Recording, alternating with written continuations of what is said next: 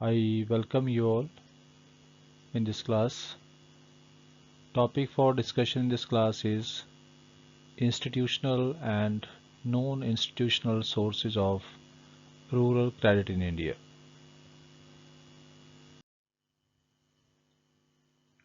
So let us discuss about the sources of rural credit. Rural credit के जो sources हैं उसको हम ब्रॉडली टू पार्ट्स में डिवाइड करते हैं, institutional sources of credit and non institutional sources of credit. और जो non institutional sources of credit होते हैं उसको हम कन्वेंशनल सोर्सेज ऑफ क्रेडिट कहते हैं या ट्रेडिशनल सोर्सेज ऑफ क्रेडिट भी कहते हैं, जबकि जो आपके इंस्टीट्यूशनल सोर्सेज हैं उनको मॉडर्न या इमर्जिंग सोर्सेज भी कहा जाता है। सो लेट अस डिस्कस कि नॉन इंस्टीट्यूशनल सोर्सेज कौन कौन से होते हैं और उनका क्या रोल है हमारे रूरल डेवलपमेंट में। सो नॉन इंस्टीट्यूशनल सोर्सेज जो हैं मतलब ऐसे सोर्सेज हैं जो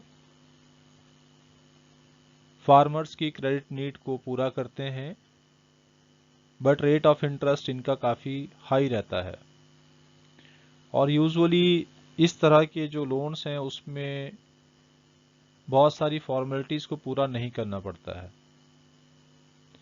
जैसे बैंक से लोन लेना हो तो उसके लिए बहुत सारी फॉर्मेलिटीज़ को पहले पूरा करना पड़ता है, बहुत सारी टर्म्स एंड कंडीशंस को फॉलो करना पड़ता है, लेकिन नॉन इंस्टीट्यूशनल सोर्सेज में इसकी ज़रूरत नहीं होती है। सो नॉन इंस्टीट्यूशनल सोर्सेज जो हैं उसमें लैंडलॉर्ड्स आते हैं, विलेज ट्रेडर्स आते हैं या फिर मनी लेंडर्स आते हैं। तो ये तीन इम्पॉर्टेंट सोर्सेज हैं non institutional rural credit in India के। सो अगर हम पुराने समय की बात करें तो ज़्यादातर जो क्रेडिट नीड्स थी ग्रामीण क्षेत्रों में फार्मर्स की, उसको जो है वो नॉन इंस्टीट्यूशनल सोर्सेज के थ्रू ही पूरा किया जाता था।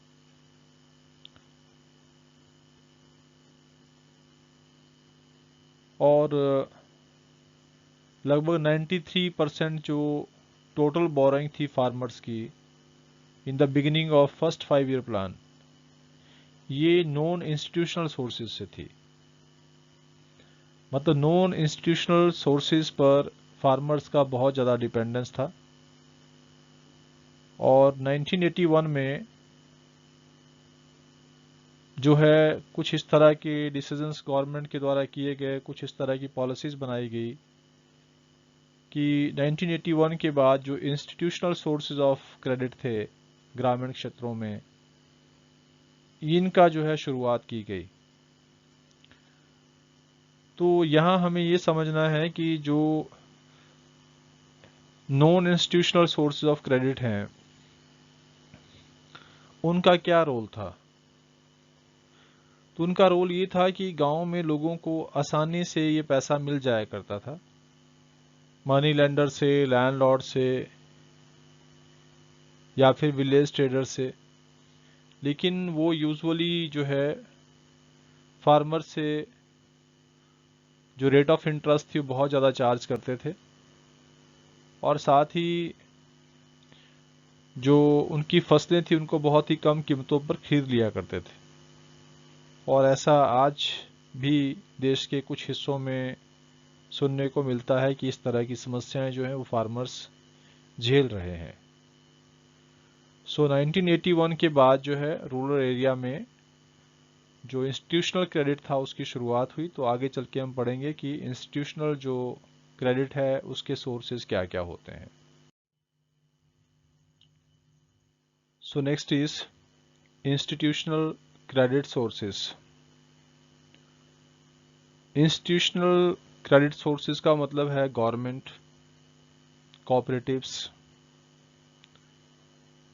Commercial banks and regional rural banks. 1951 में इंस्टीट्यूशनल क्रेडिट सोर्सेज का रूरल क्रेडिट में जो शेयर था इट वाज ओनली 7%। सिर्फ 7% शेयर था इंस्टीट्यूशनल क्रेडिट सोर्सेज का। और उस समय जो नॉन इंस्टीट्यूशनल क्रेडिट सोर्सेज थे जिसमें मनी लेंडर्स, विलेज ट्रेडर्स और लैंडलॉर्ड्स थे, उनकी तरफ से जो रूरल क्रेडिट में जो कंट्रीब्यूशन था इट वाज 93%। तो हम समझ सकते हैं कि कितना ज़्यादा एक्सप्लॉयटेशन होता होगा फार्मर्स का, क्योंकि रेट ऑफ इंटरेस्ट जो थी उस समय काफ़ी ज़्यादा हुआ करती थी नॉन इंस्टीट्यूशनल क्रेडिट्स में। और जो इंस्टीट्यूशनल सोर्सेज थे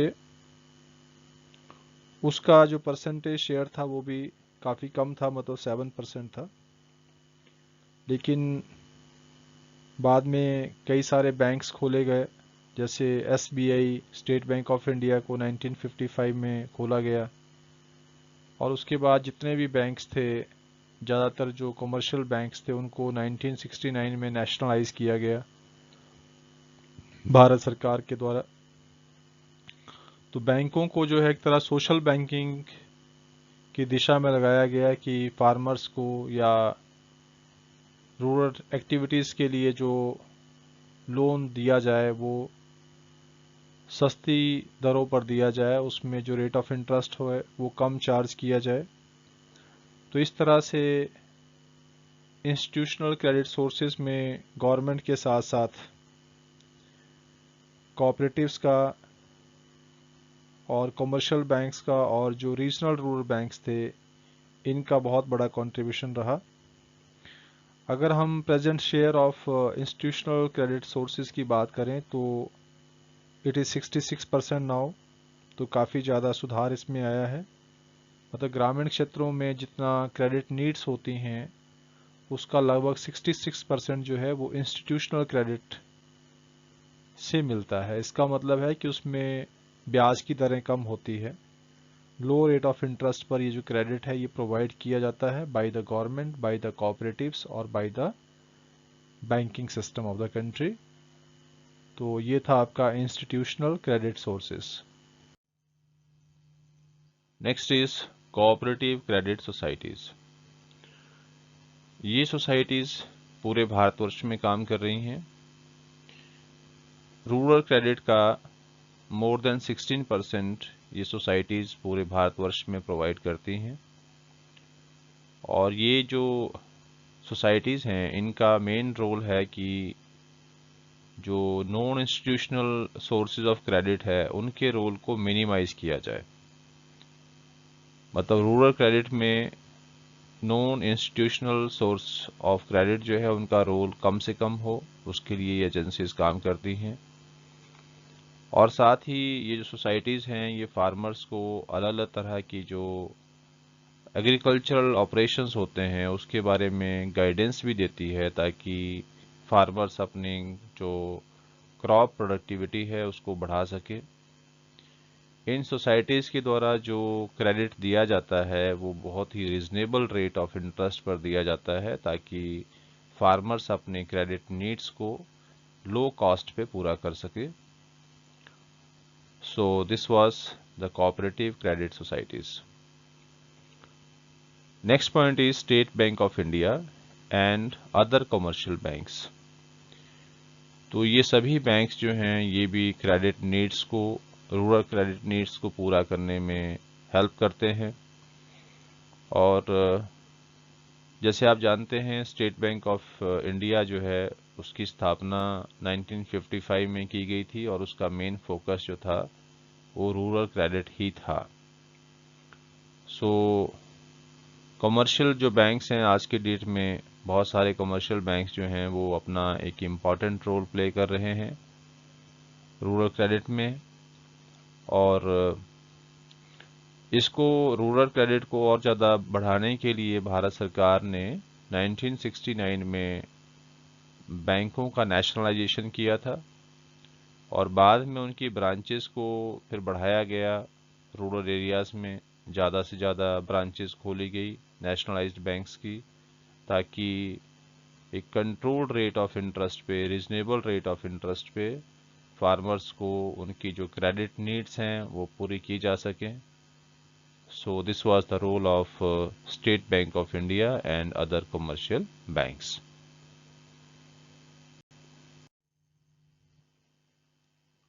So next point is regional rural banks and land development banks.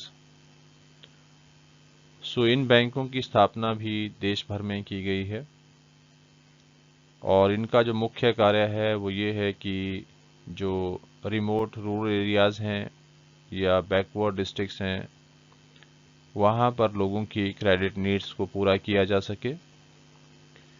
ये बैंक्स यूजुअली डिस्ट्रिक्ट लेवल पर ऑपरेट करते हैं और इनका जो मेन टारगेट होता है वो ग्रामीण क्षेत्रों की जो वीकर सेक्शन पॉपुलेशन है वो रहती है ताकि उसके जो क्रेडिट नीड्स हैं उसको पूरा किया जा सके. मतलब मेन फोकस इनका उस पॉपुलेशन पर रहता है. साथ ही जितने भी लैंड डेवलपमेंट प्रोग्राम्स बनाए जाते हैं सरकार के द्वारा उनको फाइनेंस करने की जो रिस्पॉन्सिबिलिटी है वो भी इन बैंक्स को दी जाती है. Next point is national bank for agricultural and rural development. इसको हम नबार्ड भी कहते हैं. ये देश का एक तरह से अपेक्स इंस्टीट्यूशन है जो रूरल क्रेडिट से संबंधित पॉलिसी बनाता है, उसकी प्लानिंग करता है, उसके ऑपरेशंस को कंट्रोल करता है.